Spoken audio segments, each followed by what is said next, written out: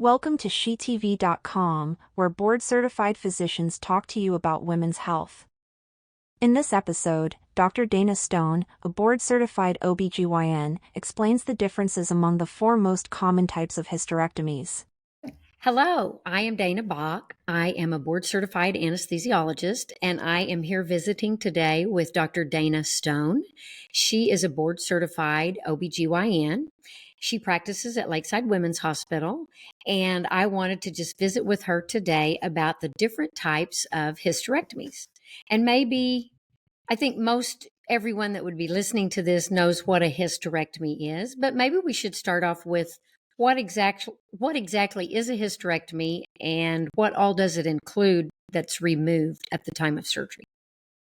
Yeah, that actually isn't as straightforward as a lot of people think. So a lot of people think they talk about a complete hysterectomy, and to them that means they're removing the uterus and the tubes and the ovaries. When OB-GYNs say a complete hysterectomy, we're just talking about the uterus and the cervix, because to us, hysterectomy is just about the uterus. And then it's a separate conversation as to whether you're going to remove the ovaries at the same time. Okay. Pretty much 100% of the time, if a woman still has her fallopian tubes, if we're removing the uterus, we will want to remove the fallopian tubes now. Why because is that? the fallopian tubes don't have any purpose other than to bring the egg and sperm together for fertilization for a pregnancy. Okay. They don't have anything to do with hormones. They don't have anything to do with your periods. And what we've learned is that probably most of what we've thought of as ovarian cancer in the past really starts in the tubes. And so even if a woman wants to keep her ovaries and have her own hormones and her own natural menopause later after her hysterectomy, it's easy to remove the tubes and to decrease the risk of cancers at the same time as we do the hysterectomy. Okay, So, perfect. Okay. yeah. And so the ovary removal will be more dependent on patient's wishes, patient's stage in life, maybe, than Yes, exactly. just doing the hysterectomy or uterus removal. Exactly. So, of course, there are many different reasons for hysterectomy. And many of the reasons that we would do hysterectomies in the past have been replaced by lesser procedures. We've learned that we can look up inside the uterus and remove polyps without having to do a hysterectomy. We can do, for women who have heavy bleeding, we can do ablation procedures where we burn away the uterine lining, and that's an outpatient procedure that you recover from quickly. So it's kind of nice that we have alternatives to hysterectomy now, because even though it's a very common surgery, it's also, it's a big surgery, and you have to stay in the hospital, usually at least overnight, and recovery 4 to 6 weeks long, depending on which type of hysterectomy. And that would limit So, how rapidly the patient is back to work and able right. to lift and do things like that at home even. Right. Okay. So, so it's nice to know that, there are alternatives to hysterectomy. But as you're talking with your physician, the type of hysterectomy that is recommended is very dependent on your past surgical history and the problem that exists that is requiring a hysterectomy in the first place. So I'll just kind of go over the four main types of hysterectomies that Okay, please do. we do. So the default hysterectomy, as far as the American College of Obstetricians and Gynecologists is concerned, is to do the vaginal hysterectomy. And that doesn't leave any incisions on the abdomen at all. You could do the entire surgery vaginally. Okay. And that is great for a woman who has probably had vaginal deliveries in the past, because the uterus has to have some mobility for us to be able to do that type of procedure. And that really, if you have had multiple pelvic surgeries, including cesarean sections, that makes us a little bit more nervous about potential scarring, and maybe you wouldn't be the best candidate for the vaginal hysterectomy. But that is a very nice approach that works well for many women and has a pretty good recovery time, again, it's a major surgery.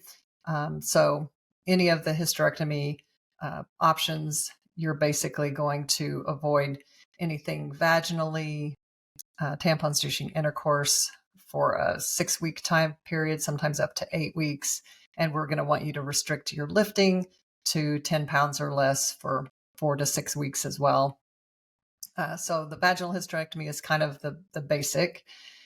For women who have maybe had a little bit of pelvic surgery, they're having pain that makes us wonder if maybe there's some endometriosis there. Then there's another approach called laparoscopic assisted vaginal hysterectomy. And there you just make very small little incisions, one in the belly button and 2 off to the side. And those are less than a half an inch long. And the belly button incision, we have a camera that we can look around and we can look for scar tissue or endometriosis.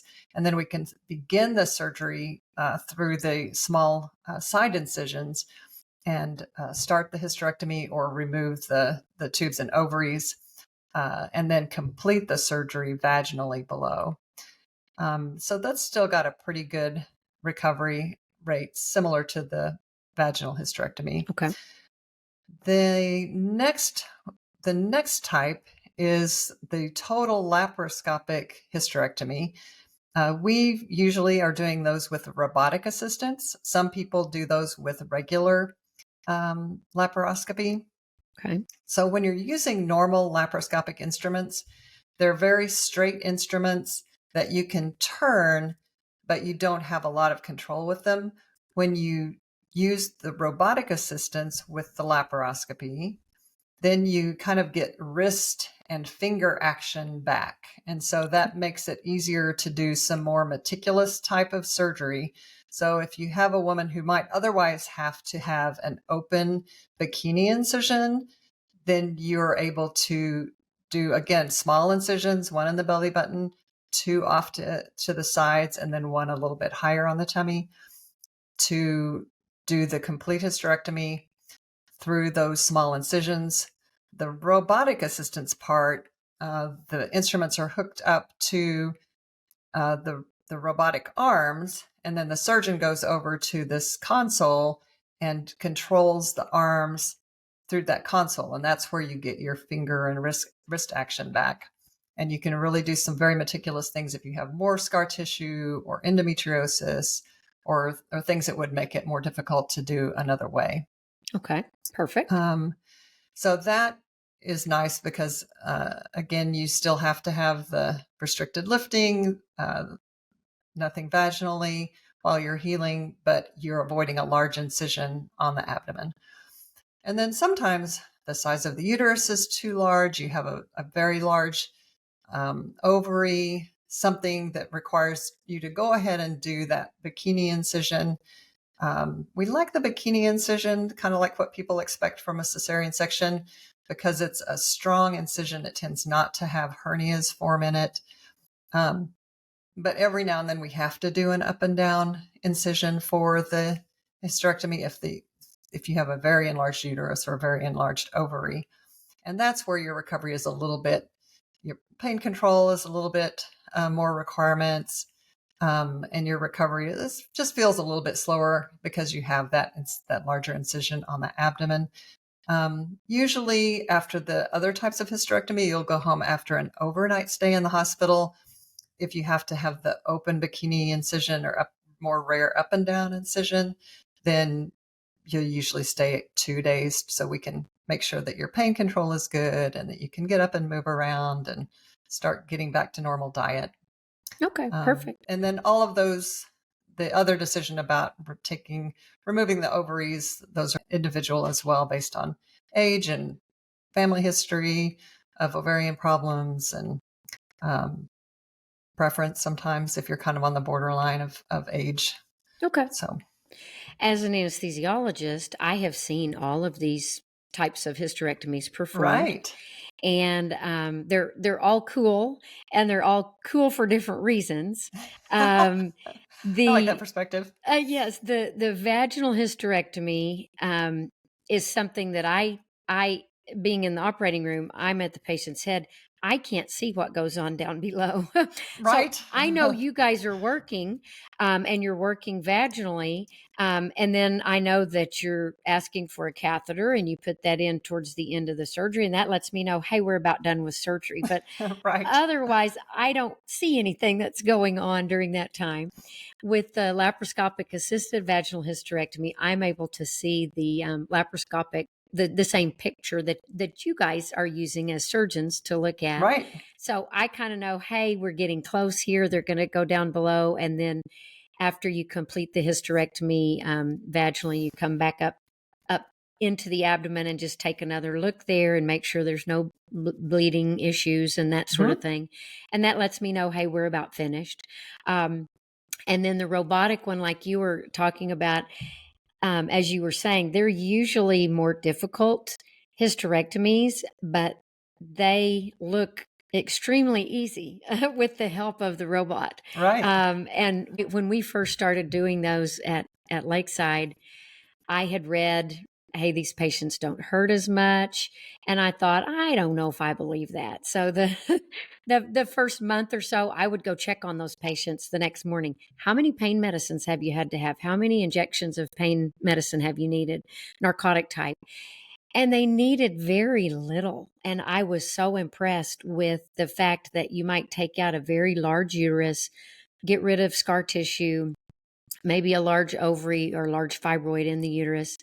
And the patients took maybe one injection of IV pain medicine on the floor the night of surgery and maybe a couple of pain pills the next day. And they were up and walking in the halls and doing well and not needing a catheter in their bladder. And so Yeah. I was very impressed with that when that first started many years ago.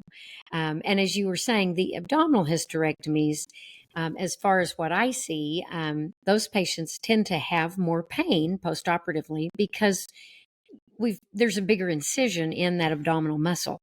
And just lifting the legs in the bed or sitting up in the bed, Right. you don't realize just how much you use your abdominal muscles until you've had an incision in Exactly. them.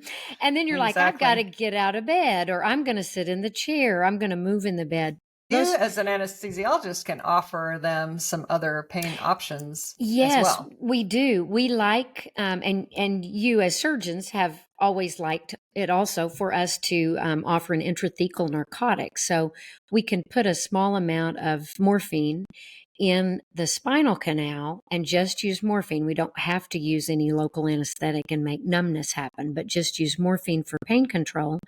We normally would put that in right at the start of getting in the operating room. We'd put that in while the patient's still asleep and then have the patient lie down on the bed, do a general anesthetic and get the patient off to sleep and the breathing tube in place and let you do the surgery. And as they're waking up in the recovery room, they're very comfortable from that intrathecal narcotic. And it works for about 18 hours. And that is usually the worst time that they're going to have post-op pain is that first 18, 24 hours, sometimes up to 48 hours. But that first day getting out of bed allows a patient to start moving more and feeling better and feeling less pain. Yeah, The other it's really thing, nice to have that option. it is, and it works really well. If I was a patient and I was needing to have an abdominal hysterectomy, I would definitely want to go that route to take care of the pain. The other thing that of course I've watched in the 30 years that I've practiced, we've gone to enhanced recovery protocols with most any surgery, but our bigger surgeries like the hysterectomies, those patients are going to get Tylenol before the surgery, and they're going to get Tylenol at a set 8-hour interval after the surgery, the first day they're in the hospital. And we also like to add in Toradol, which is like an ibuprofen type medicine. It's a non-steroidal anti-inflammatory that's not narcotic. And we like to pair that up and alternate it with the Tylenol. And it greatly decreases narcotic usage in those patients, which Yeah. is good all around for the patient's overall outcome. Right. Yeah. And I think patients appreciate knowing that their pain is going to be controlled. I try to set the expectation that we can't usually make zero pain, but we will very well control pain. And it's nice to work with anesthesiologists who give good options to our patients. Yes, well, and I think it takes that team approach. And just as a patient, you can always visit with your gynecologist and also with your anesthesiologist and say, what are ways that I can maybe get through this surgery with less pain, but maybe less narcotic too, so that I don't have the side effects. The narcotic Right. side effects can be kind of some crazy dreams, some itching, constipation. Yep. And they can cause just some sleepy sedative type effects too, that you think I need to get out of bed, but I'm just too tired to do that. And Right. so the less of that we use nowadays, the better off the patient usually ends up feeling. Exactly. All right. What else? Have we covered the major classes of hysterectomies? I think so. Just know that those various options are out there, and that as you're speaking with your physician, they're likely going to have a recommendation based on your particular circumstance. But it's kind of nice to know what the variety is. Yes, I agree. All right. Well, it's been very nice visiting with you today, Dr. Stone. Good to talk And to you. I'm sure we will get together again and do some more educational videos. But I certainly feel like we are helping empower ladies to be in charge of their own health and to know what questions to ask and hopefully what to expect if they're going to require a hysterectomy in the future. Absolutely. All right. Bye. Bye-bye. Thank you for watching SheTV.com, where board-certified physicians talk to you about women's health. If you have any questions or particular subjects you would like us to address, please email us at SheTV.com. If you would like to schedule an appointment with one of the physicians at Lakeside Doctors Gynecology and Obstetrics, here is the office contact information.